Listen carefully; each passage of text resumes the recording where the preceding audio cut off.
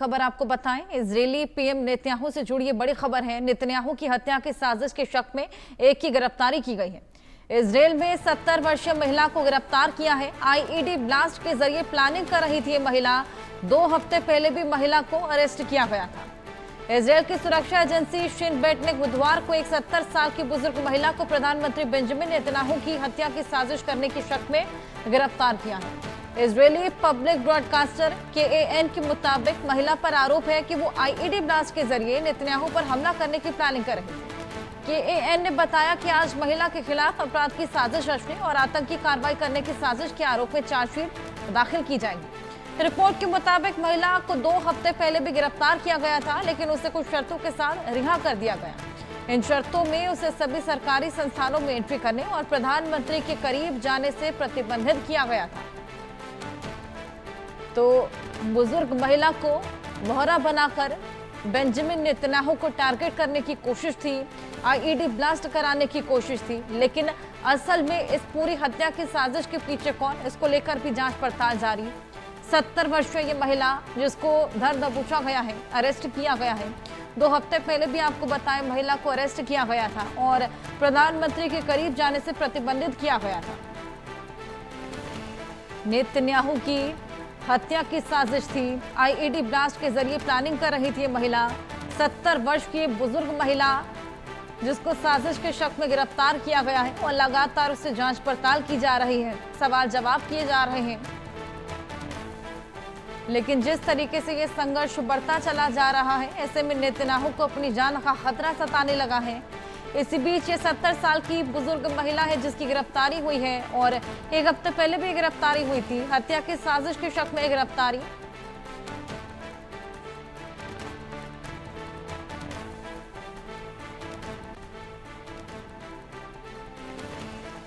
Israeli PM है Netanyahu, जिनको मारने की यहां पर प्लानिंग की जा रही थी, वो भी आईईडी ब्लास्ट के जरिए।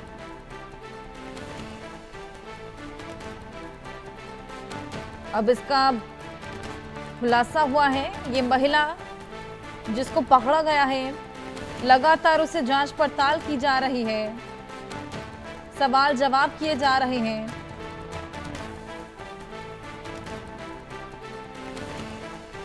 आखिर इस महिला को एक मोहरे की तरह कौन इस्तेमाल कर रहा है, असल में कौन है इस पूरी हत्या की साजिश के पीछे, इसको लेकर भी जांच पड़ताल लगातार जारी।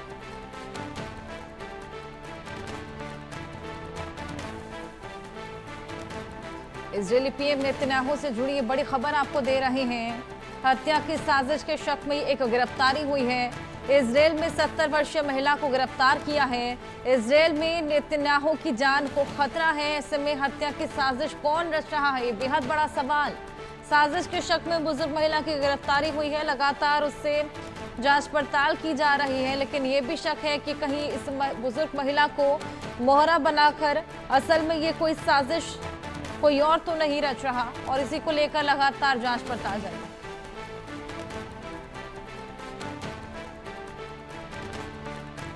नेतन्याहू को अपनी जान का खतरा सताने लगा है।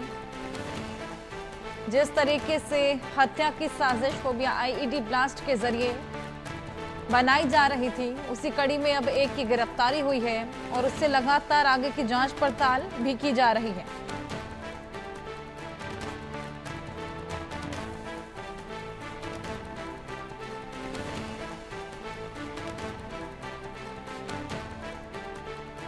पूरे मामले को लेकर लगातार जांच पड़ताल और ये पता लगाने की कोशिश की आखिर इस महिला को इस हत्या को अंजाम देने के लिए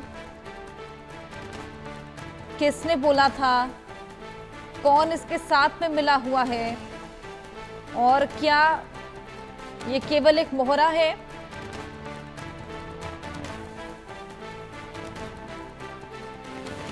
ये बेहद बड़ी साजिश नेतन्याहू को मारने की, आईईडी ब्लास्ट के जरिए नेतन्याहू को टारगेट कर मारने की साजिश रची जा रही थी।